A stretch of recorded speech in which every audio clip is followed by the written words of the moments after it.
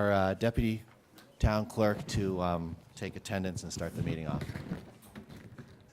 Welcome to the town of Orangetown. This is the regular town board meeting for Tuesday, February 10th. On a roll call, Councilman Troy. Present. Councilman Gibbon. Here. Councilman Moore. Here. Councilman Valentine. Here. Supervisor Stewart. Here. And I ask that Esther Baitler to please lead us in the pledge. Pledge allegiance to the flag of the United States of America and to the republic for which it stands, one nation, under God, indivisible, with liberty and justice for all. Thank you very much, Teresa. Thank you very much, Esther, for starting us off in good shape there. Just an overview of the agenda.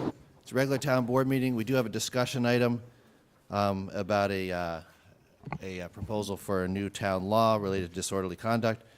We have public comment period, and I have a sign-in sheet here for general public comment period with about 10 people, 13 people signed in maybe. And we also have a hearing on the mixed-use expansion special permit. This is related to the shopping center with the Stop and Shop and the hotel there. And that hearing also has a public hearing. And there's a sign-in sheet with one person signed in. If you didn't sign up, when we get through folks who did, then you just raise your hand. And of course, our usual is a maximum of 3 minutes. And we'll try to keep comments everybody get a chance to say what they need to say. So it's got public comment, and then we have a number of items for vote. At least one of them will be amended very slightly, and if the town board members have any new business, then we can talk about it at the end. And at this point right now, anyway, unless it comes up, I haven't heard any calls for the need for a private session with our legal counsel or anything like that. So I think we'll probably move along pretty quickly. So without further ado, there's this discussion item related to the disorderly conduct law. And John, I know that you send information around to the town board, and I thought this was coming from the police department. It's listed. Is this something that we're supposed to have the chief here or somebody to kind of talk about, or? I was just going to make copies. You have the wrong one. Okay. There was a revised one after that one, but it's largely the same. But I think the action you want to take tonight is to set a public hearing for the first regular town board meeting in March, if you're inclined to do this. This is a proposed local law establishing two disorderly offense violations under the town code. The disorderly conduct offense is largely the same as the penal law violation. The police think that the town would be better served if they were able to write under the town code. It would not take them off the street. I don't know if they're thinking this, but wouldn't result in the overtime associated with going back and filing the paperwork necessary under the penal law violation. So it's a town code violation, which is largely the same as the New York State penal law disorderly conduct statute, and then there's a related public urination statute just to round it out. So, and it would be added to the town code under a new chapter called disorderly offenses. Similar to what they do in NIAC, they write tickets. They're threefold tickets, carbon tickets, and they believe it's more efficient of their time. So, and the good news is any fine comes to the town and stays with the town as opposed to the lion's share going to the state. So there's real advantages to writing violations under town code versus state code. now, given that there's a reduced town board schedule this month, That's why I'm suggesting that even though it's not been workshopped, if you set it down for a public hearing, if you wait till March 3rd to discuss it and then set it for a public hearing, we're going to have a time crunch for purposes of publication. So if you set the hearing down for the 10th or 12th. March 10th would be the one after the 3rd. That should be insufficient time that we could have it on the books by St. Patrick's Day. Okay, well, since our police department and our town attorneys have passed this information out, and we've had a brief chance to look at it, I see no reason why we shouldn't vote to have a public hearing and hear more about it on March 10th. So, I don't know if there's any comments or questions for John about this particular matter? Guys? No? Right. So, would someone like to make a motion to set a public hearing on this disorderly conduct town code from Troy? Second from Moore. All in favor, say aye. Aye. The ayes have it. Thank you, Teresa. So that notification, anytime the town board considers changing a town law, it's required to have a public hearing. And so that will be posted in the newspaper, and procedures will be followed. Requires a certain time to elapse, and that's what we're going to do. So hear more about that on March 10th, if you're interested. Okay, so the next item on our agenda is public comment. Actually, let me just, why don't we do that? And I did have a couple of announcements, but I'll do them after the public comment, just to make sure we're apprised of what's going on. So I'll make a motion to open public comment. Can I have a second? Second. Second from Moore. All in favor, say aye. Aye. The ayes have it. And I have a sign-in sheet here, and the first one up is Mr. James K. Riley. See how our timer's working tonight. Evening, sir. Good evening. So we get to the mic. Thank you for using the microphone because the folks in back want to be able to hear. James K. Riley, Pearl River, New York. Good evening, Mr. Supervisor, and Mr. Troy, Mr. Moore, Mr. Divany, Mr. Valentine, Deputy Town Clerk, and Mr. Edwards. I am here tonight as a citizen. I am not here in my capacity as an attorney. I am here as an advocate on behalf of the citizens groups which are having difficulties with biomass incineration projects in the town of Orangetown. I use that on a broad basis. Anelotech is one example of a biomass incineration project, or of a so-called pyrolysis project, which means pyro, Greek fire, lysis, separation. There is a smokestack, which was described as such on the town papers, also called a vent pipe. The smokestack is not the issue here. The use is the issue. What we have is a cracking project, C-R-A-K-C-K-I-N-G project, where we're building an 80-foot tall cracking project to manufacture 3 very serious and concerning materials. Benzene, xylene, and I don't want to do a Rick Perry here, the third one, but I'll keep going. I have concerns that the town of Orangetown has let the barn gate open and the horse can get out of the barn. Anelotech may or may not be the first or the only biomass incineration project to arrive in this town. Biomass incineration can be used for various purposes. I urge this town to revisit its zoning codes, its zoning ordinances, its performance use standards, to set up a committee, to set up expert input, not just a letter as to what's coming out of the pipe or the vent at Anelotech, but to revisit the adequacy of the town codes in this town. And as part of that, if this board decides by majority vote to do that, you could decide that a moratorium would be appropriate and proper if due process is given, so you have no McGee situation. I urge you to consider revisiting these ordinances. I urge you to consider a moratorium, which would include Anelotech, as long as Anelotech has not put concrete footings in the ground. Thank you for hearing me tonight. It's been 11 years since I've been back here, but I feel it is this important. Thank you. Thanks for coming out. As folks know who come here from time to time, the town board uses the public comment time to really listen to people and Once in a while, we'll offer some clarifying information, but for the most part, the purpose is to hear people speak. The next person up would be Michael Mandel.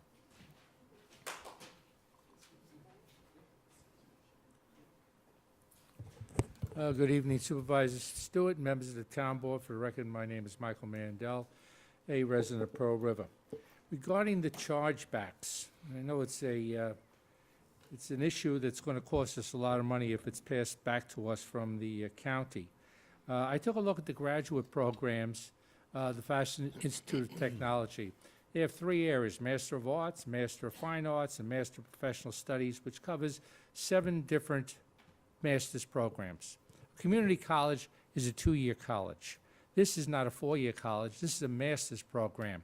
So I'm asking that the town board pass a resolution calling on Colucci, Jaffe, and Zabrano to pass something or institute something up in the New York State Legislature to reclassify the Fashion Institute of Technology as a 4-year college, no longer a community college. And then if chargebacks do occur, it will be very slight. Majority of our chargebacks go to the Fashion Institute of Technology, not proper. You can pull it up on the computer right off of their website. That's what it does. Secondly, I want to praise the board for coming up with the resolution to oppose the O&R rate increase hikes. The 11.5% for gas and 35 for electricity and 35.1 for gas will dissuade businesses and residences from coming into Pearl River, Orangetown as a whole.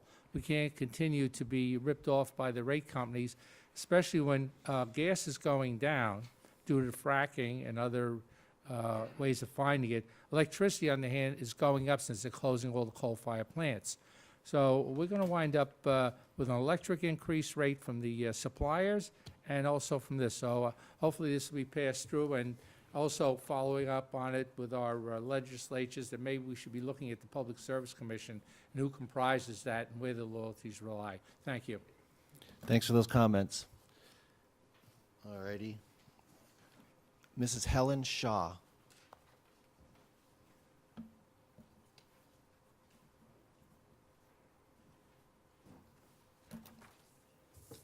Good evening. Welcome. My name is Helen Shore. I'm from Pearl River.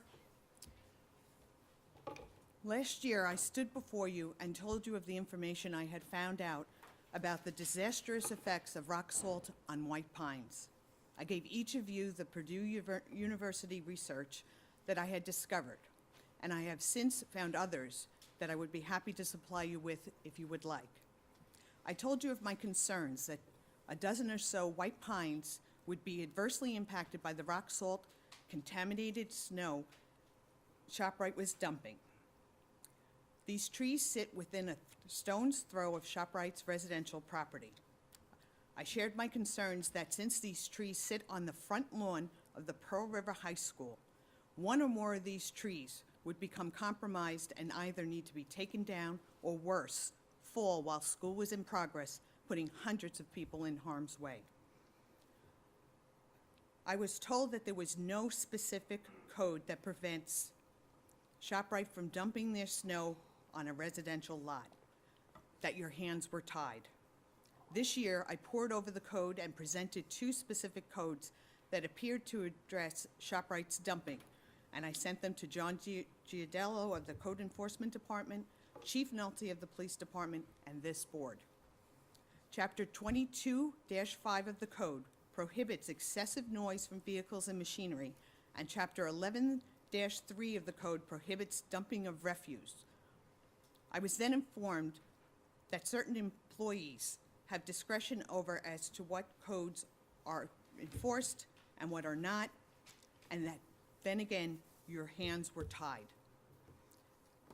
I want to show you what last year's dumping, just to remind you what it looked like, okay? It was almost 2 stories high, double pile deep, pushed to the edges of those properties so that it would water, anything that melted would go to the high school property. To me, it is incomprehensible that so many people can agree that ShopRite dumping contaminated snow on a residential lot should not be happening, yet it still is. Further, by allowing discretion to get in the way of doing the right thing, the town now puts itself at further liability for not enforcing the code when the opportunity arose should something occur.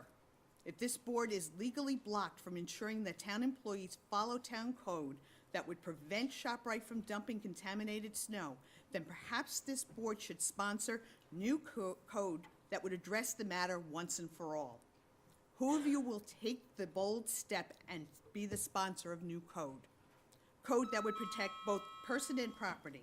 The time is now, because more snow is forecasted for Thursday and Sunday, and even though the town says it never gave permission for them to dump, ShopRite will do it anyway, and no one seems willing to stop them. Thank you. Thank you for those comments. I actually thought it was against the rules to pile snow in a residential area. Our next speaker is Mr. John Snow. Sure. I don't have my wife's You know what? gift of And I'm not preparedness. wearing my wife's glasses. That probably explains it. I wanted to kind of bring you into the realm of what's happening there. I mean, we stood here 4 years ago, and this is before ShopRite. They asked that they could extend their curb, widen their curb, and then extend a driveway into an empty lot. We asked why they would be able to do that, and I said, they're going to dump their snow there. And I was assured from the board that they wouldn't do that. We've been here several times since. Presented some photographs of the results of one night's dumping. We've asked the town board, and they've assured us it wouldn't happen, but it keeps happening. We've contacted the code enforcement officer, John Giardello, who informs us that there's nothing in the town code specifically preventing the dumping of snow, when quite clearly my wife just said, you know, she just read out the code that you can't dump the snow. I think Mr. Edwards at least agreed in an email today that I'll give to you that they shouldn't be dumping snow, that he's never told them they can dump snow there. Quite to the contrary, they shouldn't. Been told that the noise from the trucks doesn't apply to the noise ordinance, that's the nature of trucks, that they're loud. And I have a recording here. I would hope that you would let my daughter just play this. It's about 4 minutes long, where the officers responding said that they agree that the noise is loud, but that they had their marching orders from their chief, Nolte. And I said, what about Sergeant Purcell was on the call that night? He refused to come out and see what the noise was like. There's nothing in the town code that specifies decibels, so there's nothing to measure. We're told that it is at the discretion of the code enforcers whether they want to enforce this. Every time there's snow for the last 4 or 5 years, they come and dump, nobody stops them. So that to me means that there's no enforcement, no matter what. 4 or 5 years ago, before Custom Gardens came on, ShopRite used to dump their snow somewhere else. And we're not telling them they can't dump their snow. We're not saying, first of all, they only come at 11 o'clock at night. They start at 11 and then they dump until at least 3 in the morning. Last time they dumped, they told the officer they were going to dump till 6 a.m. and they had 1,500 yards of snow. That's not a little amount of snow, that's a lot of snow. So we're not telling them don't do it. We understand they have to clear their property, but don't do it onto the residential lot. I don't think you can do it on the residential lot, but it's not in the code. It's common sense that they shouldn't do it. Let them go dump it somewhere else, wherever they used to dump it. That's all we ask. And if you would, I would hope that you'd let my daughter play the recording. It's 4 minutes, just so that you can hear that the officers there said it is excessive noise. 4 minutes does seem like a long time to play a recording I in a get that, town but we've been meeting. here for 4 years, so So- it's an extra minute. I'd Do appreciate you think we could just do a sample like they do these days on the No. radio? Sample a I little could bit. if I had a recording studio. I'd ask that you give us the extra minute for 4 years of Oh, let's see time. what your daughter has to offer All there. right. See if it, Come on, makes Danielle. sense. She's got every right to speak here as well, so Yeah. we welcome you to Town Hall. And I just have a feeling that the beeping noise from a truck doesn't take 4 minutes to... There's no specific thing in the code, okay? I spent probably 20 hours pouring through code and stuff. There's more than one violation going on here. This is the one. Yeah, unfortunately, it's not really designed for Night, that. migrate. And I made the comparison, and I made this to Chief Duncan. If I was to stand outside his house, your house, anyone's house, with a pot and a spoon, and banged it as loud as I could, I would not be in violation of the code. But you would still come, tell me to stop, or take me away. Right? Am I fair in saying that? You do agree, though, that it is abnormally loud? Hypotheticals like that, man. You do agree that it's abnormally loud, no? I would ask you not to say on the You know, show. it makes me a little uncomfortable having this You do agree that sort of that's debate abnormally going loud? on I do. on the but recording but device. Again, And that's what's a violation of town there's code. another variable. What's that? This isn't John Right, in Smith's other house. words, This is it's- a shop. It's a big It's part. the But this police is a residential officer's lot. call, essentially. Owned by who? It's only ShopRite, but you can't dump on a residential lot. Right. I mean, I would certainly trust you when you say the police officer said something. I don't think there's any question about that. I appreciate Danielle offering her documentation there. I think the town board has heard you. By the way, it's 4 dump trucks and a commercial front loader. That seems like a lot of heavy equipment. Thank you very much. Thank you for bringing that up, and I know that the town staff, legal and building, and everyone has taken a look at that over the last week or so. And I'm not sure there is a consensus view on it yet. Why don't we want to defer that until we get through the rest of the folks, and maybe we'll hear from the building department and the lawyers. Miss Eileen Larkin, we've got about 6 or 8 more people who would like to speak, and then we'll take care of a couple questions. But we also have a public hearing that's supposed to start at about 8 o'clock. Members of the board, I agree with Mr. Riley when he said that a lot of our town codes should be updated to meet the 2015 codes that are coming down for environmental issues and new industry coming into Orangetown. I'd like to bring up the issue of that was in the Journal News today on Anelitech. The article points out that there could possibly be conflict of interest on the part of the zoning board and perhaps even the planning board. I don't know if anybody saw today's issue, but it's quoted in saying that Dan Sullivan has been communicating with the firm, and because a relative of the ZBA is working for the firm. What I'm trying to say tonight, I guess, is that I've asked you before last week, the last public meeting, that I want to know that every member of the planning board and the ZBA have attended the courses that are required by the Department of Planning, which I think follows state law, that these members have to attend a certain amount of hours to be certified. And I want to know that by tomorrow night about the planning board, because Walgreens is on the agenda tomorrow night. And if the members of that board have not been certified, I believe they should not be, or they're not legally, should not make a decision on the issues between Anelitech and Walgreens. I'm not saying that Walgreens has the same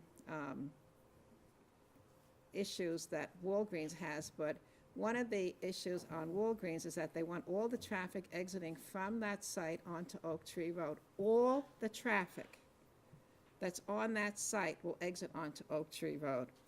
You have before you a possibility that lawsuits will ensue, and they will look at any way they can to prove whatever their issue is to stand before a court and get the right decision. You don't want that. If you have published conflicts of interest, I think members of that should be brought before the Ethics Committee, and that those 2 people should be brought in a private session before the town board to ask, is there a conflict?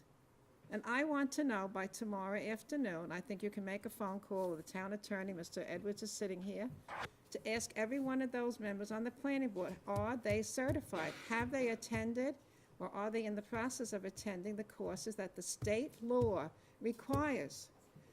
And I want to know that for the planning board by tomorrow night. On the zoning board, I think it's up to you to call the 2 people that are, the one name is mentioned, the other person's name is not mentioned, to come before you and see if there's a conflict of interest. If there is, they should be asked to recuse themselves or step down. It's not fair that we appoint people to these boards and they have a conflict of interest, either supporting people behind the scenes. We see what's happening in Albany, we see what's Thank you. happening Yeah, all we over. really We've do had it. appreciate that We want comment. We want to see an honest Orangetown. Absolutely.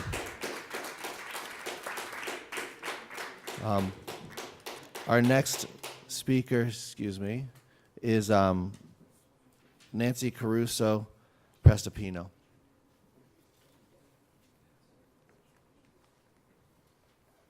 Good evening. How you doing? Hi.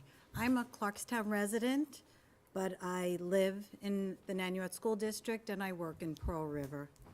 As a taxpayer, parent, grandparent, and teacher, I'm alarmed and also disturbed at the way the zoning board dismissed the citizens' concerns at the January meeting and ignored the additional questions that were posed by the DEC. They pushed ahead to approve the permit for expansion to Anelotech without taking the time to review and attain the questions that were yet to be answered, and then just answered a few little questions just by asking to each other, is this right or is this? They didn't get the full documents that we needed.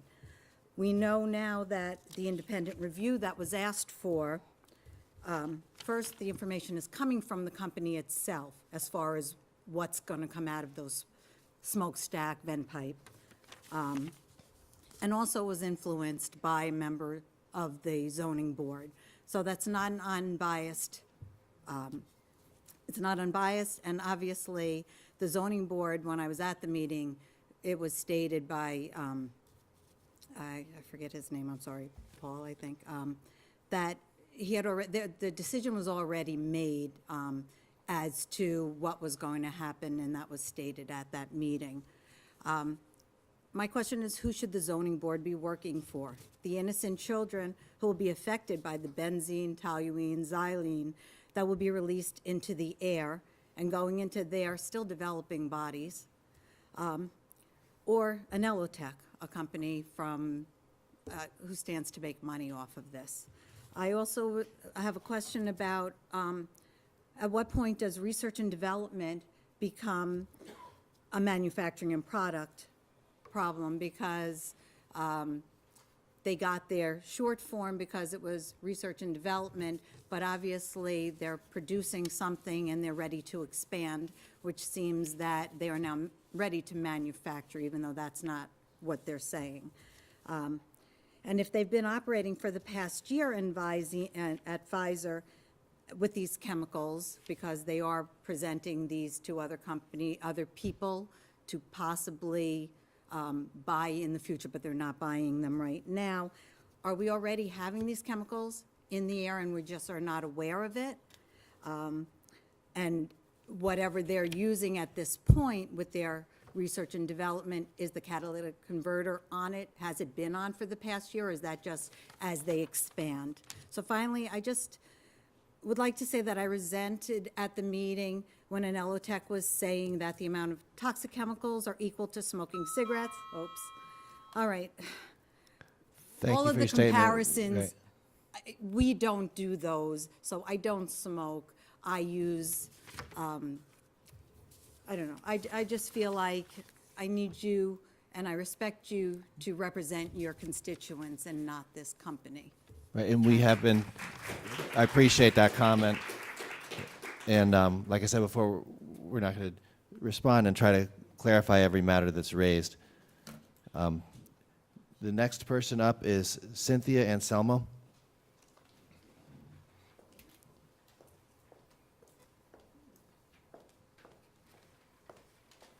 Good evening. Good evening. I was in attendance at the workshop meeting on February 3rd when Martin Ryan made a presentation for amending or adopting the town's ordinance for control of invasive species such as bamboo. I intend to send an email to all of the board members to respond to some of the questions that were raised and the comments that were made at that meeting in order to save time here.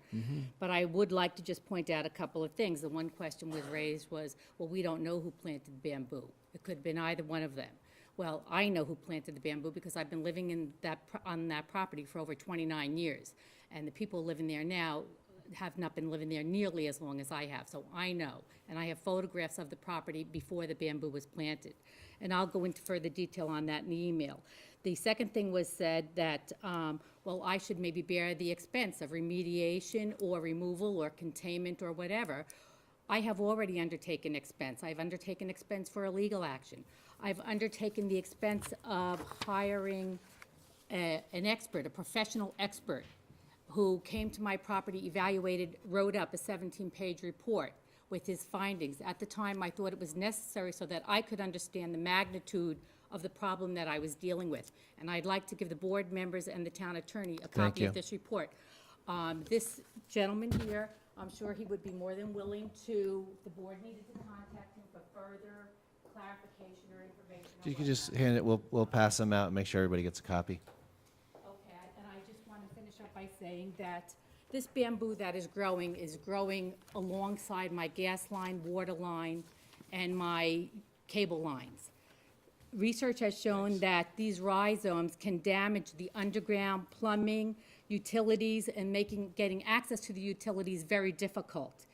As undertaken by many other communities, it is within Orangetown's control to adopt an ordinance that would prevent and eliminate invasive species from potentially damaging gas lines, water lines, and other underground utilities. These other communities, including Piermont, have no grandfather clause and did not question who, how, where, and when the bamboo and/or invasive species came to be in their towns. They had the foresight to see that it was an issue that had to be dealt with to avoid future problems, and they undertook action to eliminate any future problems. In my opinion, for Orangetown, not to do the same is tantamount to negligence, especially when you're dealing with these rhizomes that are growing amongst gas lines and water lines. And I would think that before the town board pushes this issue, because I know it hasn't been presented before, I am the one only person who made the complaint because nobody else is facing the issue of the bamboo along the gas lines. So I think that before the town board pushes this issue off of the table, that the issue should be reconsidered by the town. And I would hope that you take the time to read the report that I gave you there. And like I said, I do plan on sending an email to the board with more detailed information, so I hope that they acknowledge it and read it. Thank you very much. And we did Thank you. have a presentation, and it was about the law, not about your property per se. And we appreciate the extra information, and nobody's pushing it off the table. We have, well, there's a couple more people here. I was forget what. Excuse me. Well, we could do our public hearing and then come back to public comment. Would that be satisfactory for the board? All right. I don't think the public hearing is going to take too long because there's only one person signed in for it. There may be others sitting here, and there are resolutions on the agenda which the town board members have all read, and we don't need to read them word for word. That would probably take a long time. But they perhaps will have our town attorney provide a bit of a summary for the public. But this is, I think we can, just technically, we can leave our first public hearing open, I think, and open this one. So make a motion to open, sorry, is that okay? Yeah, make a motion to open this public hearing on the mixed-use expansion special permit related to amendments to existing permit at the FB Greenbush and FB Orangetown LLC. And I'll have a second from Councilman Divany. All in favor say aye. Aye. So the public hearing is now open. The attorney for the project is here, Ms. Tortorella, and we've had extensive discussion on this. I mean, I know you'd like to say a word or two about the purpose of this hearing and what you're hoping the board is going to do. Good evening, Geraldine Tortorella of Hockerman, Tortorella, and Wexstein. Our offices are in White Plains. We're here this evening for a special permit approval for an So can you hold on one second, Ms. Pugh?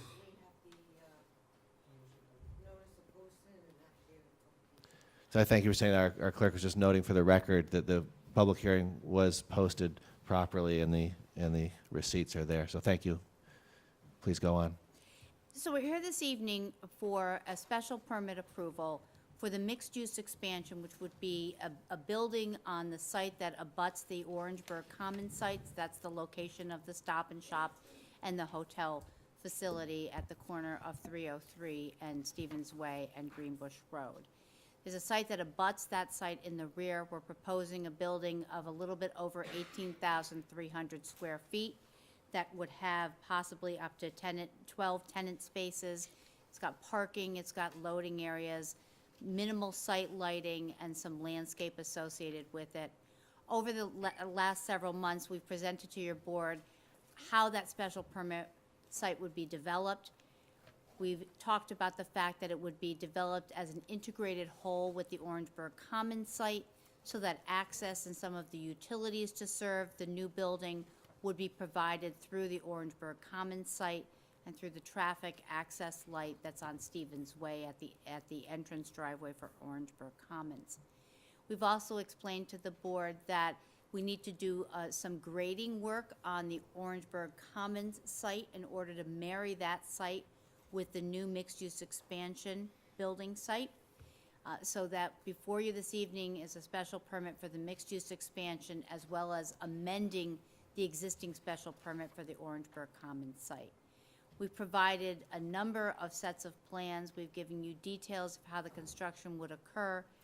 We've explained what would happen in terms of signage and how the two sites would be integrated with one another. We're happy to answer any questions you have, but I know it's a public hearing, and I want to afford plenty of time if you have anybody in the public who'd like to ask any questions or has any comments on the application. And of course, if the board members have any questions, we're happy to answer those as well. Thanks so much for introducing it. Do any of the board members have a question for Ms. Tortorella right now, or should we cut over to public comment? You all set? Okay, if you can even just stand right there, or give Ms. Mary Cardenas, if you would come up and speak to this matter. And anybody else who wants to speak, obviously raise your hand once Ms. Cardenas is done. Good evening. My name is Mary Cardenas. I'm the Orangetown historian. And over the course of time, I've been watching the Lent House. The Lent House is a significant, located in a significant area of this proposed expansion of the property.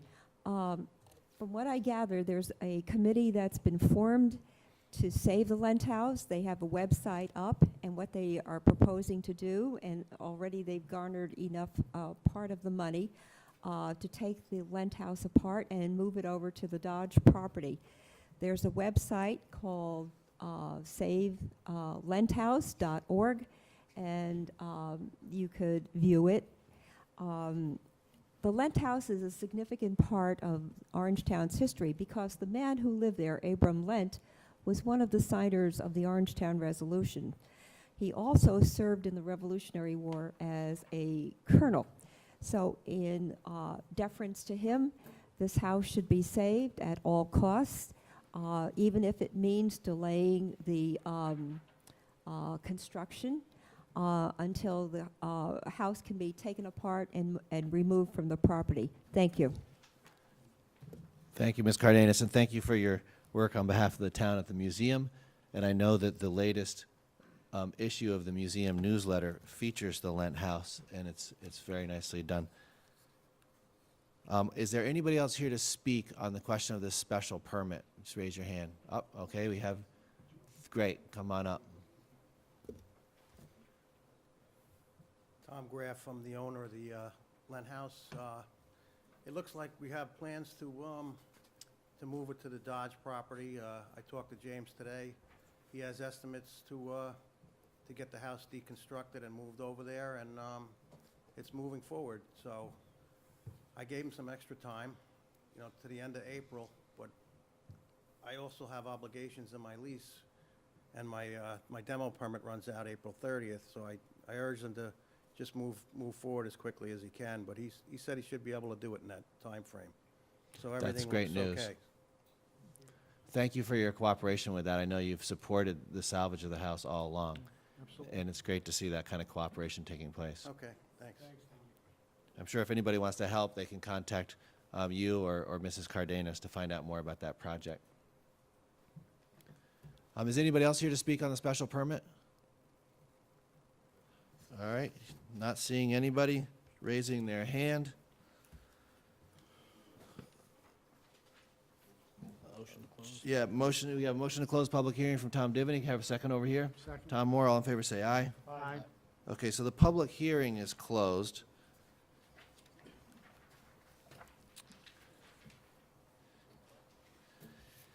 There are a series of other resolutions related to this project, and the first few are relate to the state's Environmental Quality Review Act, and the town board and our attorneys in the building department have reviewed sort of a copious amount of documentation related to this stuff. But the most important thing right off the bat is for the town board to declare itself the lead agency under SECRA for the purposes of reviewing and distributing documentation. So this resolution here is one by which we declare ourselves to be lead agency for the coordinated environmental review of the proposed action, this special permit. Can I have a motion for this, please? Over here. Valentine, Second. Moore, all in favor, say aye.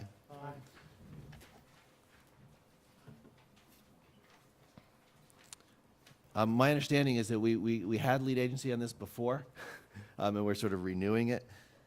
In some sense, I guess that's probably a layman's way of looking at it. The next resolution is a declaration under SECRA, kind of reflecting on all the environmental information, the full environmental assessment form that was filled out, the plans and drawings, and so on and so forth. It can go one of two ways: significance or non-significance, as a setup for further review. And with this resolution, I'd like to hear a motion to issue a negative declaration with respect to approval of the mixed-use expansion special permit use and related amendments to the existing permit. I'll make that motion. We have it from Divany over here. Troy, all in favor, say aye. Aye. The ayes have it. Of course, that doesn't mean there's no environmental impact. It doesn't mean there's no environmental analysis. It just sets the level, and there has been a long form filed and reviewed. The resolution number 5 is a resolution reflecting on many of the matters raised, including comments from Rockland County Planning Department and others.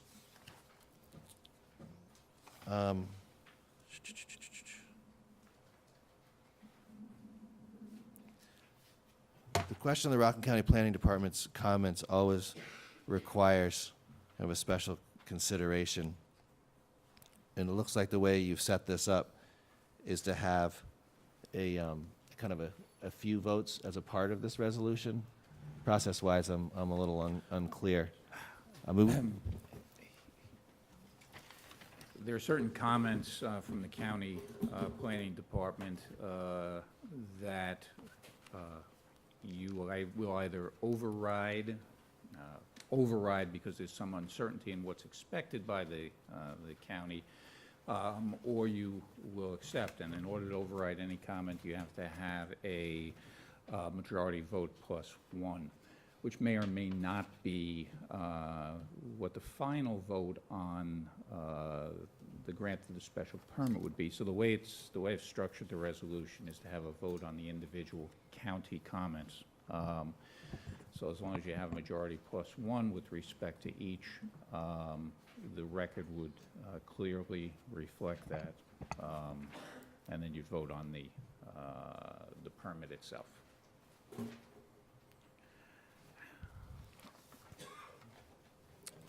All right. I'm just looking for the final resolution here. No, we're right, we're voting on these. Right. But just after that, there's no resolved such and such. No, the resolved was when I drafted it. It's actually on page 8, I Yes, think. and it says subject to the following relating to the comments. Okay. So the resolution contemplates the grant of the special permit with the disposition of the county comments as reflected. So my suggestion would be take a vote as to the county comments. The way it's structured is comment 1 and comment 2 relate to the Palisades Interstate Park Commission, referral to the Department of Transportation. They were both provided with information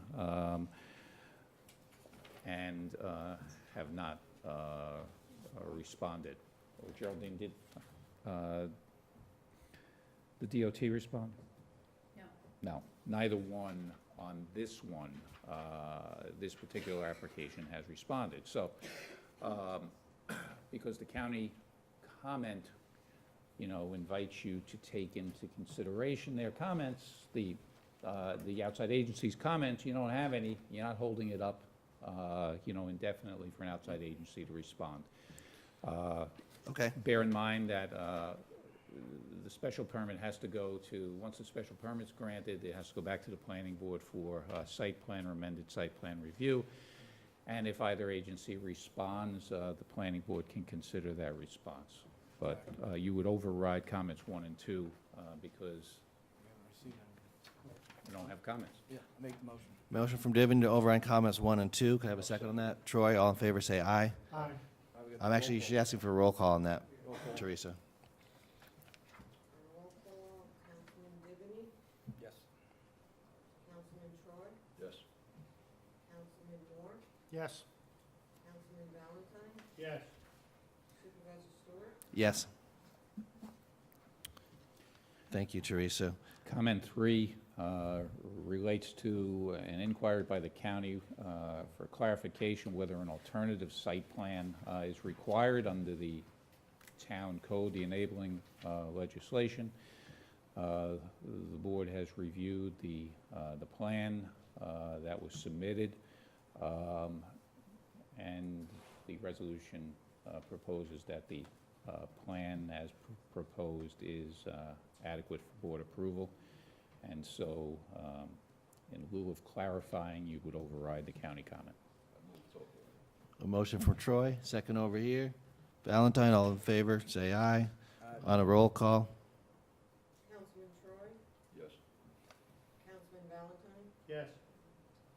Councilman Bivany, Yes. Councilman Moore, Yes. Supervisor Stewart. Yes. Comments 4, 5, and 6 relate to easements and signage dimensions and a clarification regarding certain sign sizes. The board, I think, spent a considerable amount of time reviewing the internal as well as the pylon sign during the course of earlier presentations. This would propose that to the extent necessary, you would override that, although it really only asks for clarification.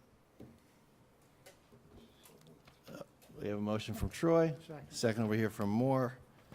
In this printout, it didn't provide for a roll call, but we might as well do it anyway. Councilman Troy, Yes.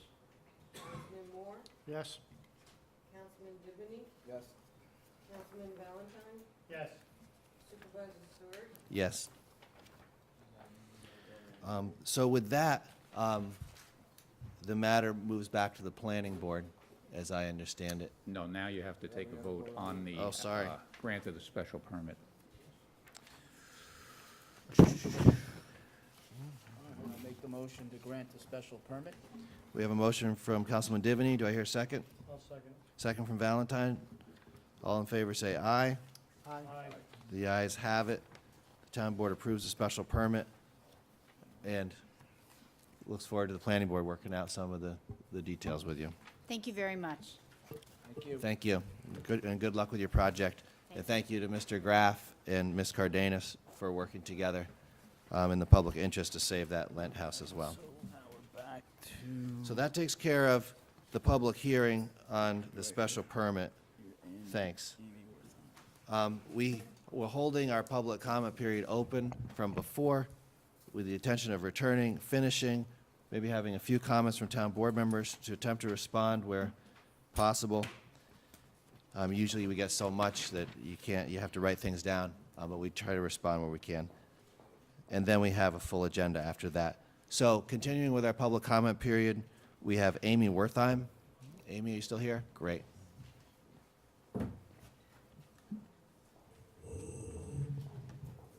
Good evening Supervisor Stewart, Councilman Divany Moore, Troy, and Valentine. Thank you for the opportunity to address you in the audience this evening. I would like to bring to your attention Rockland County Emissions Code as it pertains to Anelitech. Anelitech has, on numerous occasions, stated that the emissions from their smokestack/vent pipe would be, at its worst, equal to 5 cars idling 24/7. I'm reading from the code, and forgive me, I'm going to kind of bullet point.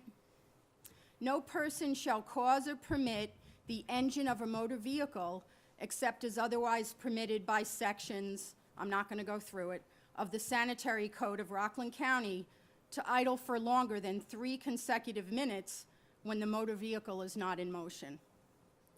Keep in mind, Anelitech has compared this to 5 cars idling 24/7 at its worst. At appropriate locations throughout the county, included but not limited to locations for which the county receives a substantial number of complaints of idling motor vehicles, the county shall post signs relating to prohibited idling that should comply with the standards set forth in the manual on uniform traffic control devices. In any proceeding relating to a violation of the restrictions on idling, it shall not be a defense that a sign required by this section was absent at the time of the violation.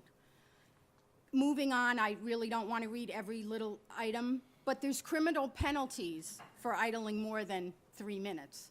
The first offense is $250, and it subsequently goes up to $1,000, or by imprisonment for not exceeding 15 days. There's also civil penalties where the Commissioner of Health can issue violations as well. Of course, I am aware that this smokestack vent pipe is not a car, but the emissions are comparable, as Anelitech states on all of their reports, documents, presentations, and FAQ handouts.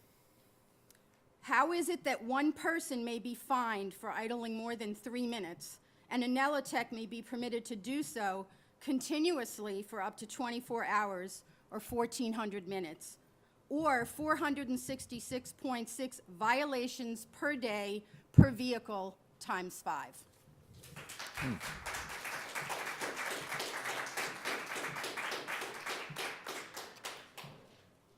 Mr. Jim Flynn?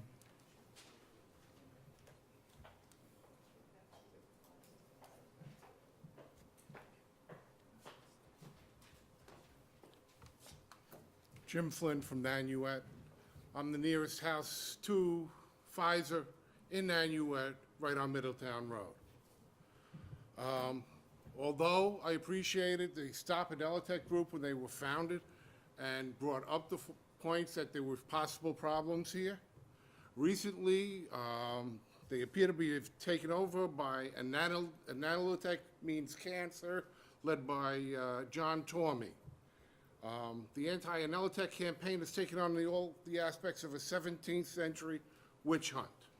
Mr. Tormey's delusional conspiracy theories, where he is blaming Dan Sullivan for a wrongfully manipulated, doctored, falsified, rigged, sham, fraudulent, and pretextual triumphant report, and you on the town board and all the other employees of the town did it in inordinately sleazy, morally repugnant, and patently illegal set of things, constituting an ugly hydra of public corruption, which lately has become all too familiar sight and occurrence in the state of New York, and filed requests for investigation to the Rockland DEA, Paris Zahara, the U.S. Attorney, the Attorney General, and 20 or 30 other people. The only thing sleazy, morally repugnant, and patently illegal is Mr. Tormey's conspiracy-fueled rants. A simple reading of the emails that he has posted to his website simply show that from the 28th of December through the 30th, in a rush job, in order to satisfy these people, him and his people contacted them, got a request back for materials, and if you look at the date line, it's all conversations terminate a week before you approved the bid, And the only thing he asked for is that these people who are engineers and speak in their own language, 2 million parts per whatever, to put it in plain language so that the people can understand it. And he gave them certain examples that seemed to me to make reasonable sense. Okay? There is no evidence on their website at all of any great conspiracy. I mean, I was told you guys sold out for the $7,700 permit check.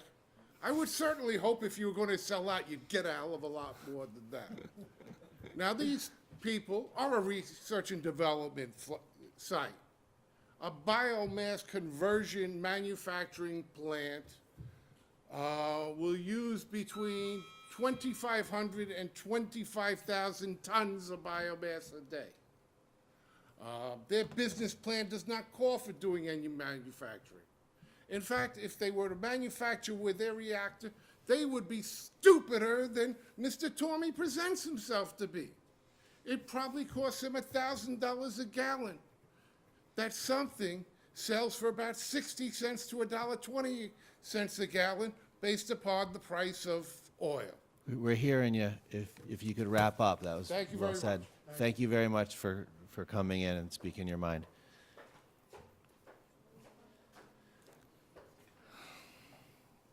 Esther Baitler, still here? How are you, Esther?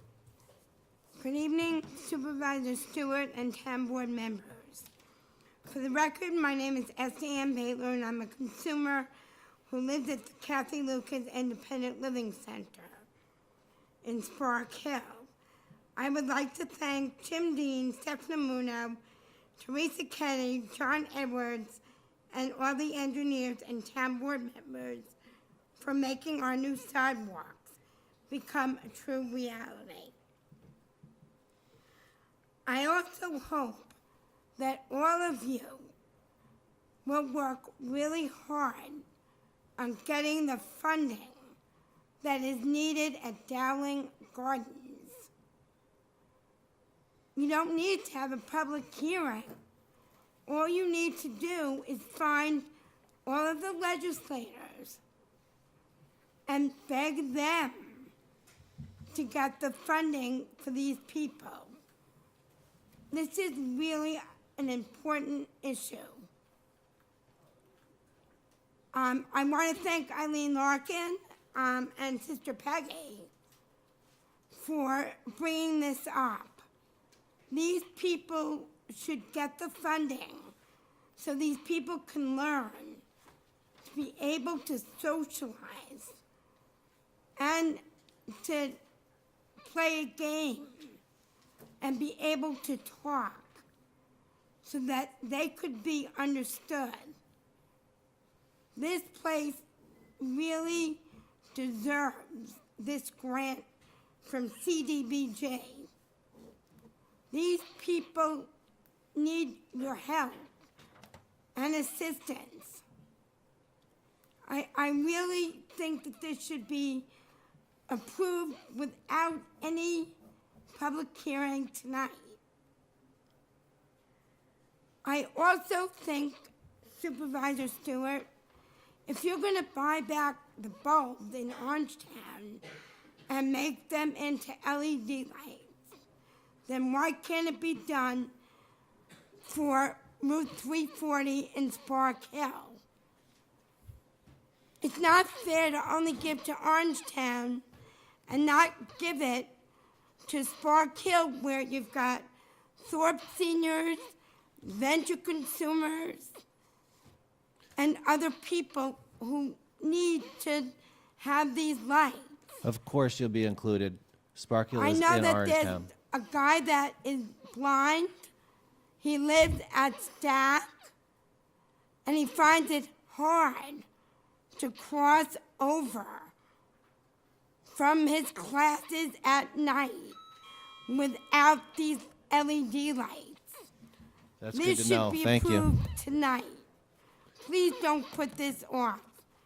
Another thing that we should have, they should plow at our bus stop on Route 340.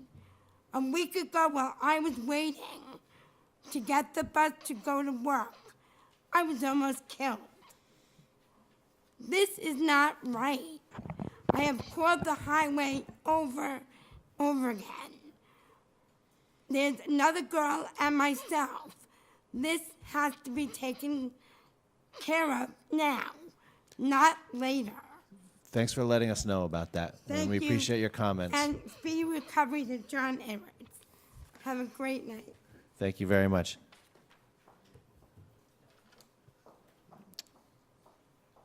And of course, if we do the streetlight project, the whole town, including Spark Hill, would be part of that. Our next speaker is. I'm just saying that this is an important issue. I appreciate you saying that. I agree with you completely. Please get the funding now, not later. Thank you. Miss Lisa Sheridan, still here? Great.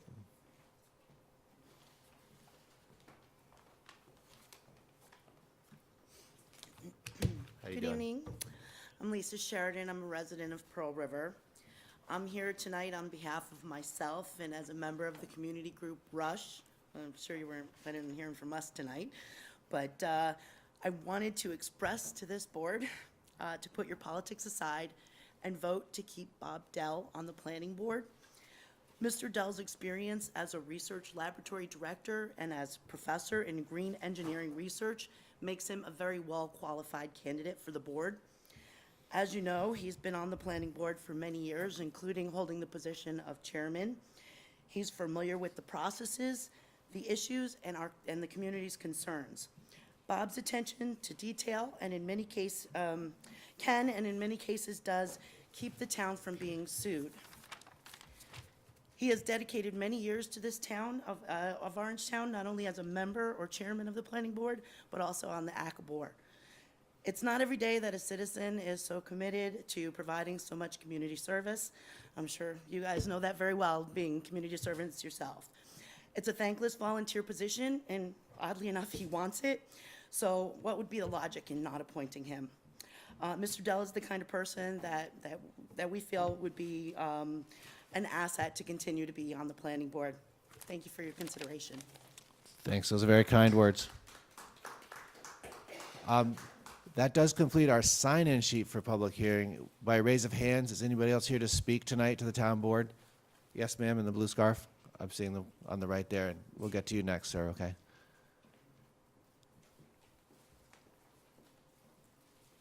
Good evening. How are you? My name is Denise Shoren, and I'm a resident of Pearl River. I just have a few notes I want to read. I have looked at both the contract and the final report provided by Triumvirate Environmental for the proposed Inelitech expansion. The ZBA approval of the project on January 1st was partially based on this document. I feel that Triumvirate did not fulfill their contract with the town of Orangetown, nor did they provide anything close to an expert review. As a resident of the community that will be impacted by this project, I would like to express my concern about the completedness, validity, and reliability of this report.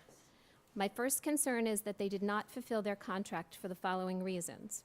1, the contract dated 1/5/15 states that an environmental compliance advisor will assess the project. However, the name of the advisor who completed the report is not provided. There's no signature or name attached to the report.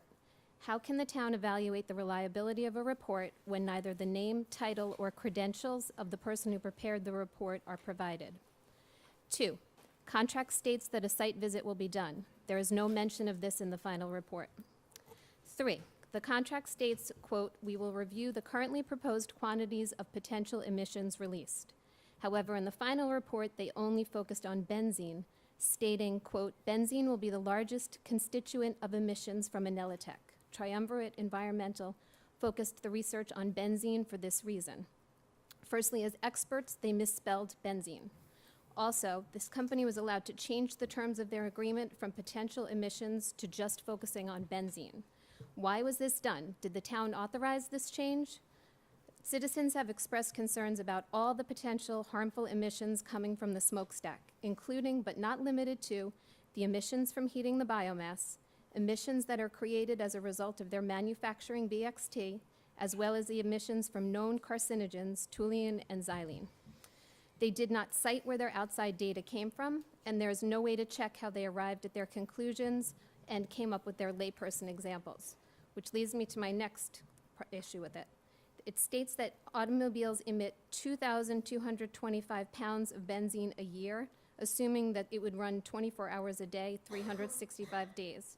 I tried to fact check this and found that there was a report called Benzene Exhaust Emissions from In-Use General Motor Vehicles. I have the citation if anybody wants it. Cars produce 10 pounds or less of benzene per year if they're run for 24 hours, 7 days a week, not 2,225 pounds as indicated on their report.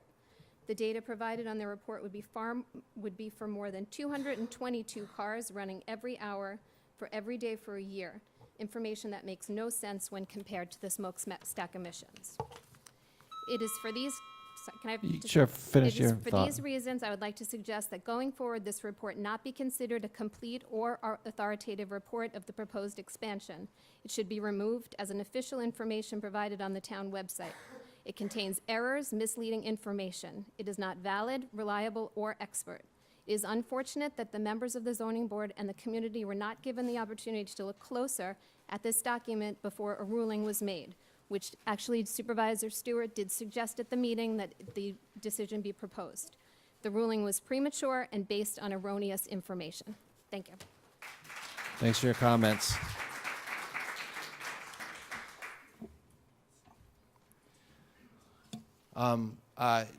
You, sir, in the blue sweater?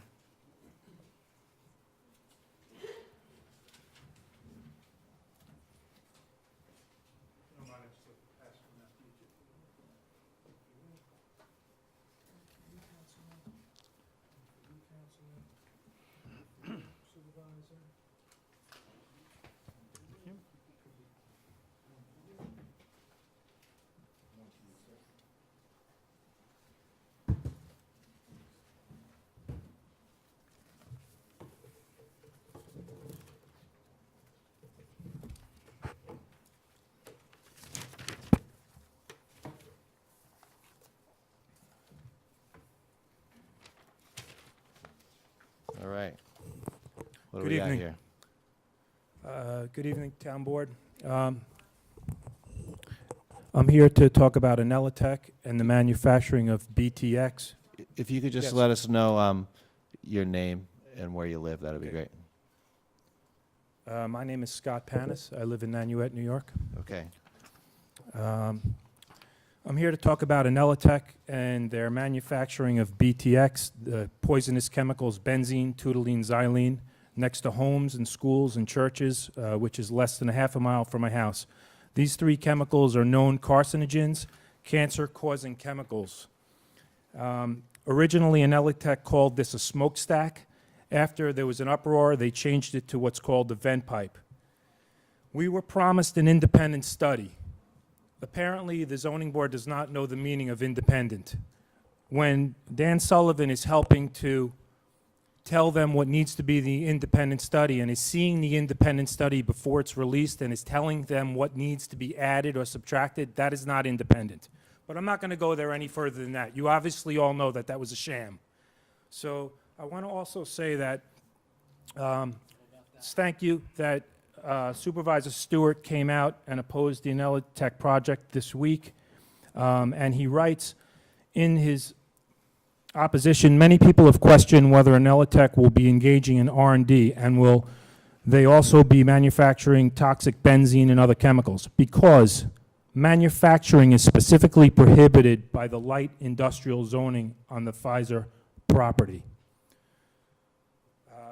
Webster Dictionary defines manufacturing as something that is made from raw materials by hand or by machine. The Supreme Court has also defined manufacturing as the production of articles for use from raw or prepared materials by giving these materials new forms or qualities, properties, or a combination, whether by hand or machine. When you turn wood chips and corn, which I gave you a sample of, into liquid benzene, you have now manufactured a product. I would also like to bring to you that originally the first picture that you see of the small 10K reactor is perhaps R&D. But when they're proposing to build a 50-foot piece of equipment that they can burn, I believe they say 1,000 tons of product each day into it, a 50-foot machine that needs staircases to climb to make their product. This is no longer R&D, unfortunately. They've also boasted in their press releases and does not deny that Inelitech has already been making production of kilogram scale BTX. In the symposium which I provided with you, David Sloduski also says that he has secured a multi-billion-dollar petrochemical distributor to buy 100% of the plant's output. So the story has changed when people got involved, unfortunately. And I also caught Mr. Sorensen in a lie at the Pearl River meeting, which you were at, Supervisor Stewart, and you agreed that it seemed to be a little bit shady that why he would deny being a shareholder. The problem is we need to reinvestigate exactly what this company's motives are. And I'll close with, I understand that you need Pfizer. I understand that the state gave $750,000 to this project. I understand there are a lot of strings in this thing here. But you need to make sure that the people of Pearl River and Clarkstown are not poisoned by this company. And I appreciate your time this evening. Thank you, sir. By the raise of hands, we got one more here.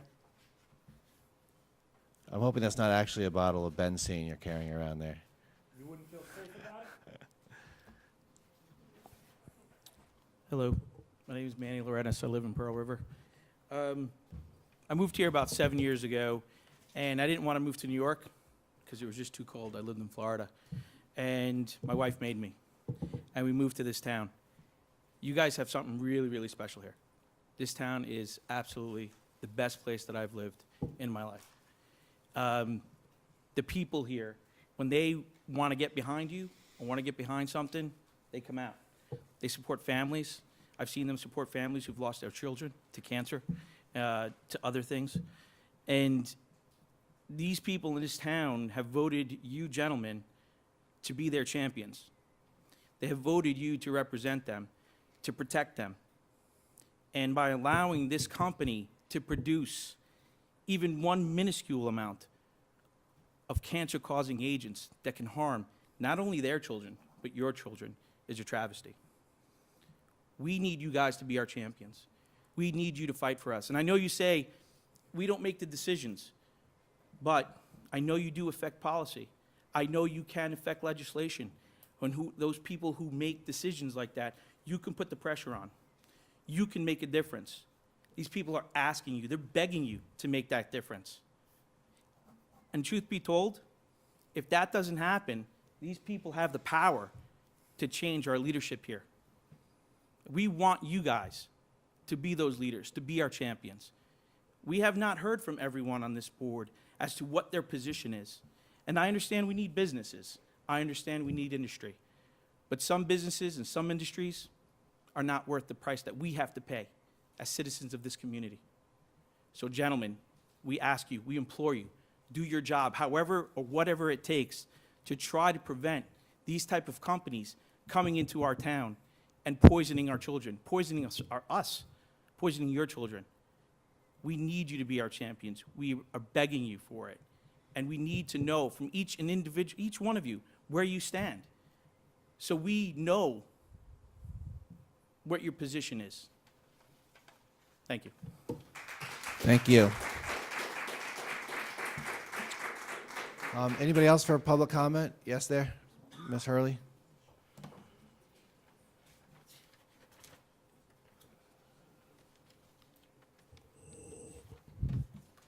Good evening, Supervisor Stewart and council Welcome. members. My name's Heather Hurley from Pearl River, New York. I'm here tonight to once again voice my concerns surrounding the Inelitech proposal.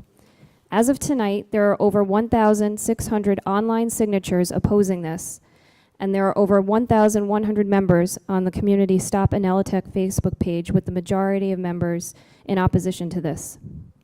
In light of recent information that has been discovered since the last town board meeting, we are asking the board to please consider the immediate replacement of the current zoning board chairman with another sitting member of the zoning board for the interim to restore some of the integrity, credibility, and confidence in the zoning board.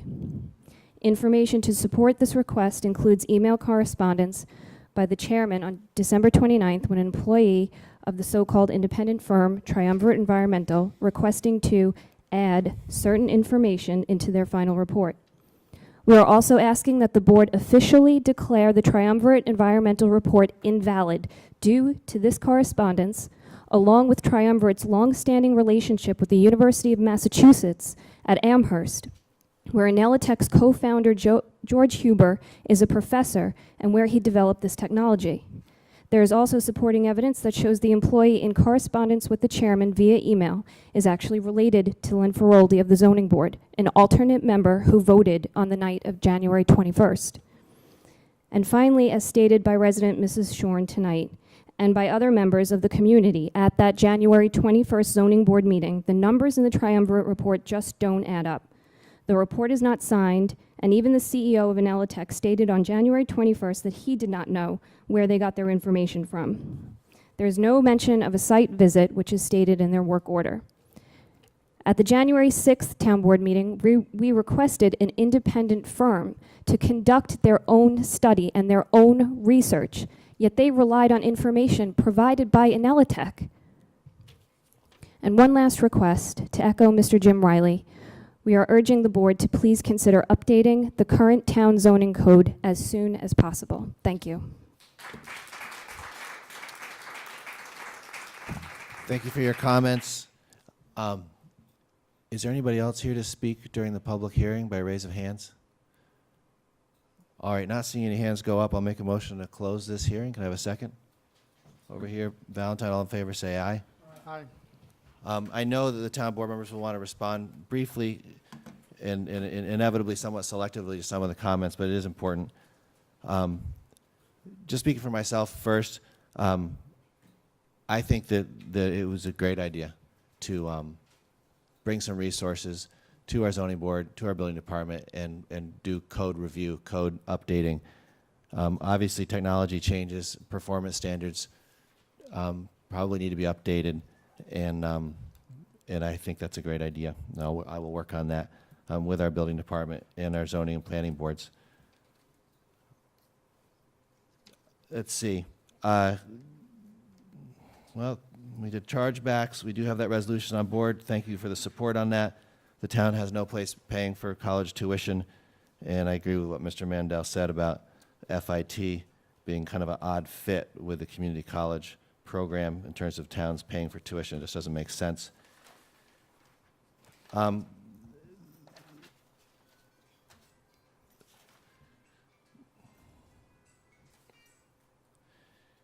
I just wanted to note one of the things that's come up related to the, Amy Wertheim mentioned the emissions and the county idling law, which is still law.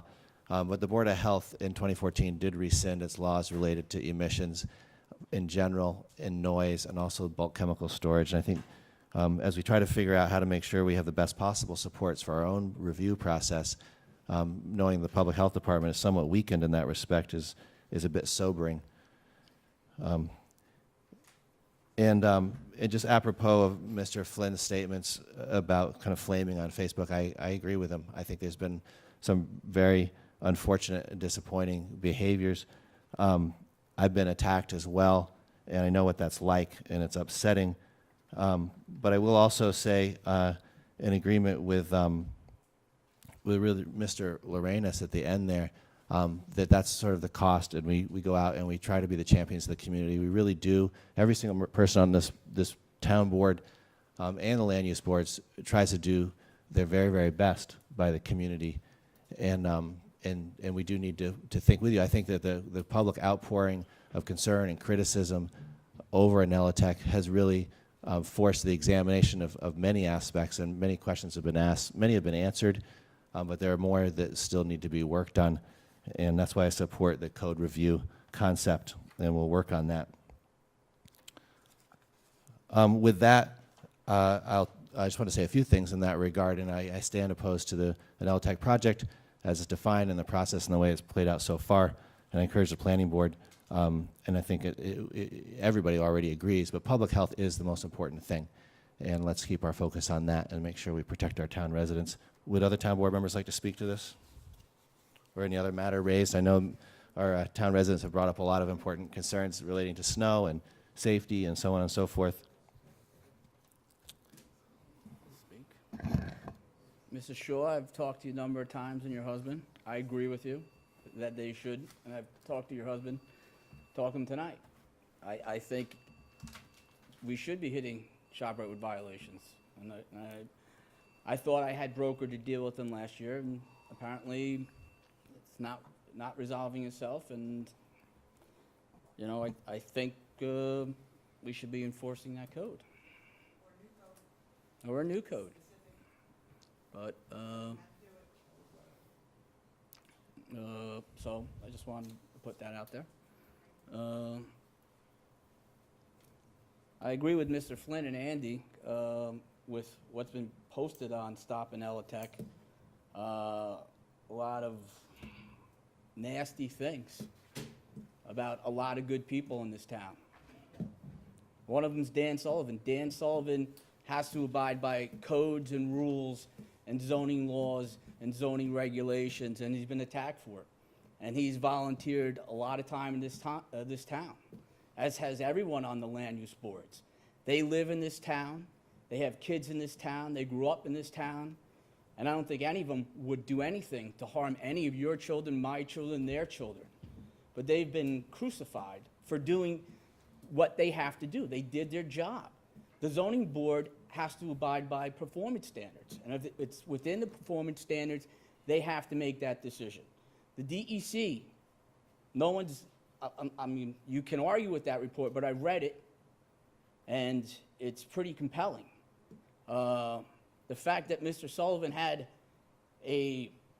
asked for items 5 and 6, anytime a department head, anytime we ask for a study, we're going to give you parameters for that study. Some of the people in this room have accused him of being a liar, and I mean, I can see it, you know, that he's on the take, he's being greased. I mean, just because you have a public forum doesn't give you the right to trash people in this community. Mr. Flynn's right. He's 100% right. It's a nasty, well, some of the stuff on there has been really nasty. This is supposedly the town of friendly people, but it hasn't been that way for a couple of weeks. You get on a typewriter and you think you can write anything and people don't notice, but they do, because we get the phone calls, and there's a lot of people disappointed in what's been going on that website. And the zoning board, you know, they did their job. Now it's up to the planning board. The planning board can, you know, impose regulations and what have you. But, you know, I heard Jim Riley. I've looked at what he suggested. There's a lot of case law out there, and from what I've seen, we'll lose, and we'll lose big. Mr. Riley and I go back a long time, and I'm sure I'll talk to him tomorrow on this, but I've pulled the cases, and a moratorium with facts like this, you're not going to win. That's my opinion. That's my legal opinion. You know, I've talked to John, and I've talked to other members of this board. And you know, I'll just reiterate, no one wants anything that's going to harm people in this community.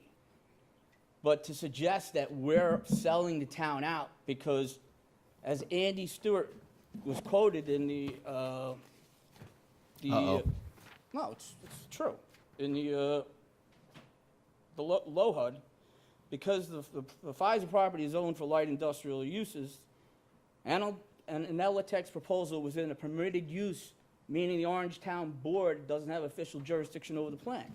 It's a permitted use by zoning. I mean, we have performance standards to make sure they meet certain guidelines. And the zoning board determined after getting a report from the DEC, which, you know, is an independent board that none of us town officials have any sway with. Actually, the DEC is not a friend of Orangetown to begin with, because we always get fined by them. So, you know, what's been going on this website has been very disappointing. Others? Sure. There's an awful lot of manipulation of facts, mostly on how this has been portrayed by both sides. And it just sort of snowballed into this big thing, and I think we have to stop getting personal against people and get back to the facts and trying to make sure that we keep the residents safe. That's the most important thing that we're doing, and that Stop Analtech should also be doing. We should be worrying about the facts. Now, there's, you guys asked as a group if we could get an independent study. We got 2 independent studies, but you didn't like the independent studies. You thought there was collusion, you thought there was manipulation, you thought there was something wrong with it. I'm fine with that. So last meeting, I made an offer. You as a group, pick a qualified, independent agency that you feel comfortable with. I personally will ask Analtech to pay for it. If they won't, I'll bring it to the town board and ask us as a board to pay for it. The only caveat is, if it comes back that there is no danger or harm to the community, then we have to scale back on the rhetoric and sort of accept the findings of the 4th independent agency. We can't find a fault with every single one. So right now, there's a lot of finger pointing, and it's a smokestack, it's a vent pipe, it's until we actually have something that tells us there's a danger, it's hard for us to stop it. And so far, all of the reports came back saying that it's not a danger. So just because a bunch of people say it is, and it is, unless you have proof or something that we can hold in our hands and say, we're going to stop you because you're jeopardizing the health of our citizens, it's hard for us to stop them in a permitted use. So get together as a group, pick out a company that's qualified to do the air samples. I don't know where they're going to get the information from if they don't get it from Analtech as far as what's coming into their pipe. Maybe they'll come back and say that it is dangerous and we have something, a leg to stand on, to be in your corner and to fight for you. Maybe they won't. Maybe we can get some monitoring put on this thing to make sure that it doesn't change over time, that the air quality that comes out in the report is actually the air quality that comes out of the stack at the end of the day. But we have to go with facts. And I'm asking you, if you're not happy with the companies that were picked by the town or by the building department, find a company. Find a company that's qualified. If they won't pay for it, I'll bring it to the town board and I'll ask my fellow board members to fund it so that we can make sure 100% that this is being safe. Again, this is our community. Our kids live here, my kids, my grandkids. No one wants to put anybody's health in jeopardy, but we got to work off facts, not off passions. We have to make sure that we're doing this correctly. Thank you, Paul. Others? Sure. Like 90% of people these days, I carry this with me all day, have it at work, I have Facebook on it. So whenever somebody that's a Facebook friend does a notification, I find out, I look at it, and I happen to have the Analtech group as a friend, and also Mr. Tromey as a friend. He is a friend, believe it or not. So I see the postings all day. And this group started out as and still is, the majority of the group is just looking for the truth on all these items, 98%. But I'm glad Mr. Flynn brought up the facts of Mr. Tromey's post, because I see him, and it just makes me crazy, because every time he asks a question, mostly from Mrs. Stewart, he has a lengthy response why it's wrong. He's not looking for the truth. It's you said this, you're wrong. Period. End of story. And you're wrong because you're the worst person to ever walk the earth. But I can glean through that because I look at everybody else's post. The people are trying to look for the truth. So I'm glad that came up tonight. We don't have control over everything, but it's good that you spoke tonight because you got to speak to us, and being with televised and rebroadcast and on YouTube, you're reaching a much bigger audience than us. So that's a good thing, and I commend you on that. But I'm not going to rehash what the other guys said already. They covered it. And no, we do not, definitely do not have the authority to pressure anybody on the land use boards, unless you want the town to fork over a lot of money because we pressured them to do something in their review process. But that being said, it's good that the questions keep coming and the discussion continues. Any other comments? Dennis, you all set? Well, thank you very much. People who made comments. I do think the debate is essential to democracy, and sometimes it's messy, but it always has to be respected for the information and questions that come out, and I think we all have to work harder because of it.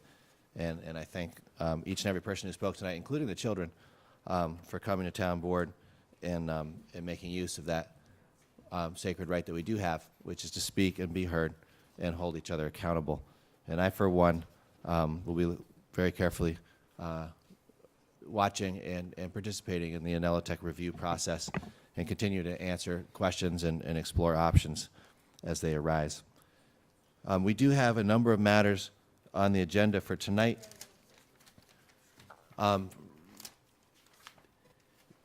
I just want to say a few things to the town board before we get started, a couple of smallish announcements. One is keep an eye out for email from me about the OVESC. We're working on a way of accommodating emergency service volunteers on the Rockland Psych land. It's a long-standing effort, and I think we've made some good progress on that. We also had a meeting with Orangetown Mighty Midgets about field use and so on today, and I think we should have them come in and make a presentation. And I'm going to look for a report from them about their agreement with the town in terms of the soccer complex and so on in March. We're following up on this question of streetlights buyback. Tomorrow, I believe, we're having a meeting with lawyers. We have a price quote back from Orange and Rockland. We need to negotiate it, and appreciate your attention to that as we move along. We may need a little extra help from a special attorney who specializes in utility rates and so on. We are promoting as we do annually, putting the word out for land use board candidates with the understanding that there's always a few positions that open up, and we always want to kind of build our bench. And so I've been promoting that, and I would hope to schedule interviews. And if you would just take the time when you're home to kind of go through your notes and suggest that anybody you think might want to serve on a land use board to contact my office, and we can make sure they're in the folder that Kate is putting together, and we'll schedule interviews shortly and do those appointments as soon as possible. Lastly, I did have a handout tonight. It's this watershed design guide. There's a few of them on the table right there. And this is an event which is a training for land use board members. The town is co-sponsoring with the Rockland County Planning Federation, and it focuses on how to manage water in terms of water quality and flooding issues. And it will take place here in Town Hall on March 2nd, and I encourage anybody who's interested. We already have 25 people signed up to come. It's a very well-regarded set of experts on this topic.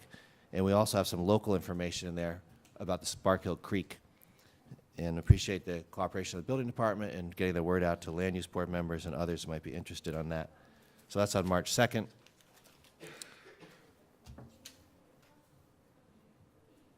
I think that's it for my brief announcements. Is there anything else that folks need to just put out there, or should we go on to our resolutions? You all right? Yep. Okay. Thank you. Number 6 on our agenda tonight is we have a few town committees that we're also in the process of reaching out to all our town committees in terms of the volunteers who want to continue and putting those bundles together. And Kate in my office is doing a great job with this, and people have been responding. So we have a few easy ones. The reappointment of the Community Development Block Grant Advisory Committee is number 6. Moved. Motion from Tom Moore, second over here from Valentine. All in favor, say aye. Those guys just did a great job with the grant. Hopefully we'll get money for Dowling Gardens, and we'll do it all over again next year with this committee. Number 7, this is the Project Review Committee, which reviews all building applications at the discretion of the building department before they go to the planning board. The members are John Giudello, Mike Bettman from Fire Prevention, Bruce Peters from DEMI, Guy DiVincenzo, Robert Magrino from the Town Attorneys, and James Dean, Superintendent of Highways. I'll make a motion for this committee appointment. Can I have a second? Second from Divany. All in favor, say aye. Aye. The next one, number 8, is the Blue Hill Golf Advisory Group, and Paul Valentine is liaison to that committee and worked with Kate to get the names together. And I understand that we're adding Mr. Tom Lynch, so the resolution will be amended. I'm sorry. No, well. Okay, yeah, new members, you're right. So we'll put him under number 9 along with Mr. Jensen. So basically, we're removing 2 and adding 2 new guys. So to hear a motion for this resolution? For Valentine? Second from Divany. All in favor, say aye. Aye. Aye. Any opposed? Seeing none, the motion passes. So that's the reappointment group. And then number 9 is new members, appointing new member Bruce Jensen, and make a motion to amend this resolution to include Mr. Tom Lynch. Can I have a second on that? Do you have any? All in favor, say aye. Aye. The ayes have it. Number 10, this is approval. Excuse me. Would you like to make that motion? We have a motion to vote on the amended resolution. I'll make a second. All in favor, say aye. Aye. Sorry about that, Dennis. Number 10, this is sending finance staff to a annual professional conference on March 24 to 27. Can I hear a motion for this one, please? Moved. Move from Moore, second from Divany. All in favor, say aye. Aye. The ayes have it. Number 11, highway support for the John Ballou 5K in Pearl River on April 18th. I'll make a motion for that because I plan on getting out there and getting some exercise. Do we have a second over here? No cones. All right. All in favor, say aye. Aye. The ayes have it. No cones. You said that last week. They don't need cones. You put that up last week. That one slipped through. This is You did a good job. highway support for, I believe it's highway, Superintendent Highways for the St. Patrick's Day Parade in Pearl River. Do I hear a motion for this one, please? Divany, second from Moore. All in favor, say aye. Aye. Thanks. All right, number 13. This is paperwork associated with the successful effort to get state money to help build the Oak Tree Road sidewalk. And it's a resolution to approve the receipt of $150,000, so on and so forth. I'll make a motion for this. Can I hear a second? Second? Second from Moore. All in favor, say aye. Aye. And also kudos to Senator Carlucci for helping the town get that money, and other folks who worked on that. The Highway Department for really carrying a tremendous administrative load on these kinds of financial things, in addition to all the work on the sidewalk.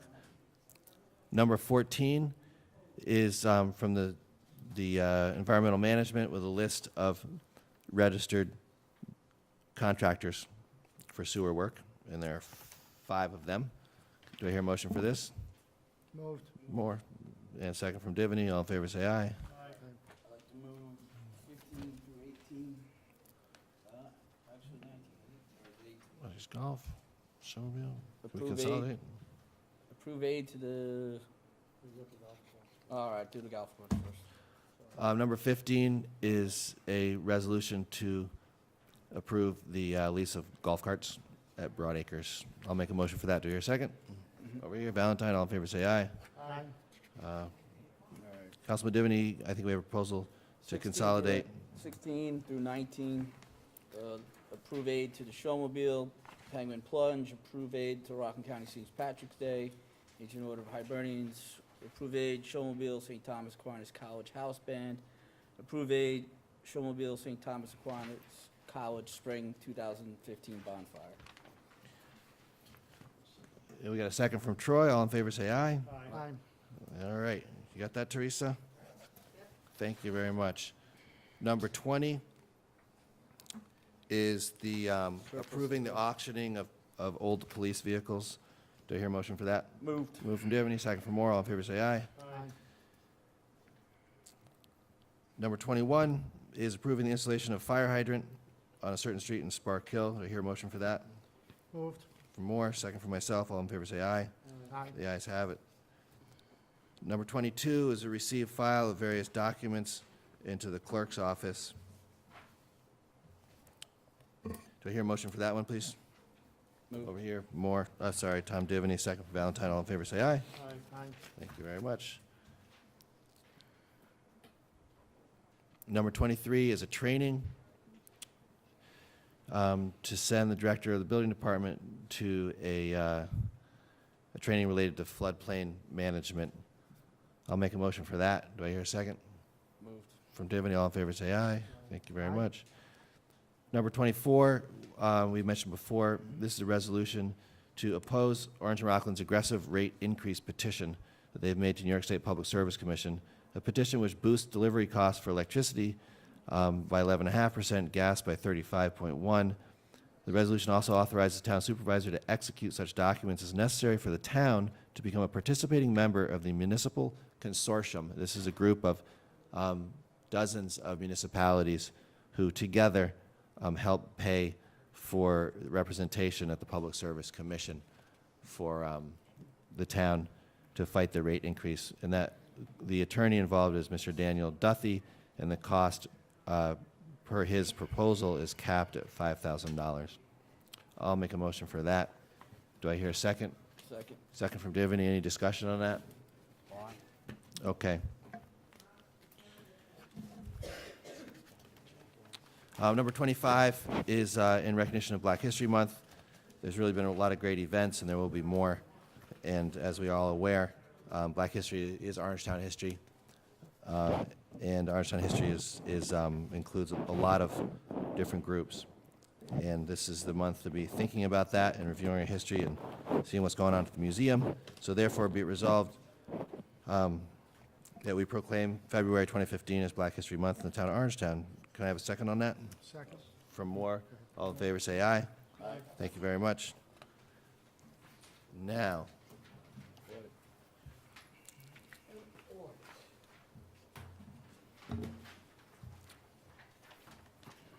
we have the audit. Thank you, Jeff.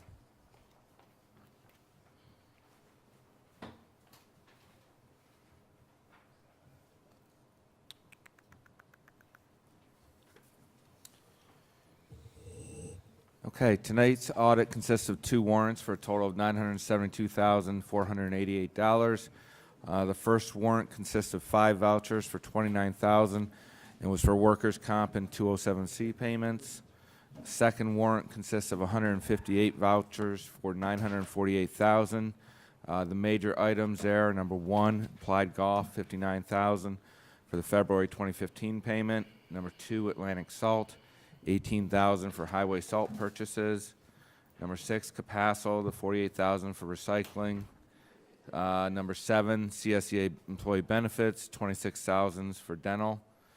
Number 9, Helmke, $23,000 for snow removal. Number 11, New York Civil Service, $598,000 for our hospitalization benefits. Number 14, the comptroller, $31,000 for justice fines. Any questions on the audit? Hearing none. Thank you, Jeff, for that. You'll have a sheet of paper for us to sign, right? Yes. Okay. Actually, I just want to note, today, I did get a letter from Senator. Yeah, vote. Go ahead. Vote on the audit. On the audit. A move to accept the audit. A second from over here, Dennis Troy. All in favor, say aye. Aye. The ayes have it. Speaking of big money, we have had some success. We got $150,000 from Carlucci for the Palisades sidewalk, another $250 for the sludge. Right, Wilson Elser. That's in this. They're on this audit. Wilson Elser is really who got us there. Well, the truth of the matter is that it's a political process, and that's why we have lobbyists up there. But what I wanted to mention was the other big one was the $500,000 from Ellen Jaffe for the bridge in Tapan. And then just yesterday, I think, we got a letter from Senator Carlucci's office saying kind of what's on our list next. And we had kind of gone over a list last time. He's put a pretty short time frame on getting the list back to him, and it will, right now, their deadline is before our next meeting.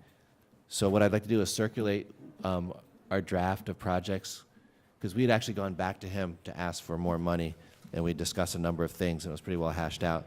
And I would like the town board, just via email, to reflect on that list, and if there's been any change in your sense of priorities, please let me know, because I may have to work with Wilson Elster to get that information back to Carlucci before we meet again. Okay? With that, I'll make a motion for adjournment. Well, you got I'm some sorry, are we people missing here something? To adjourn the memory of the Yep. list of people here. Would you like to talk about these folks? No, just remind you, there's Okay. a long list at the end of the agenda. Thank you. Didn't I tell you about this guy last week? Yeah, I don't know anything about him. If you like that. I don't know who proposed to put him on the list, and I don't know. At least announce the names. In memory, we're adding a name to our memorializations for closing this meeting of Hubie Neely, who's a former highway employee who passed away on February 9th. So in memory of Mr. Neely. And we have some other good folks from the town here. Helen Murphy, James White, Anthony Viglietta, Michael Tully, Helena Davin, Nancy O'Rourke, and Lionel Liebesberger. With that, I'll make a motion to adjourn this meeting. Do I hear a second? Second from Divany. All in favor, say aye. Aye. The ayes have it. Thank you.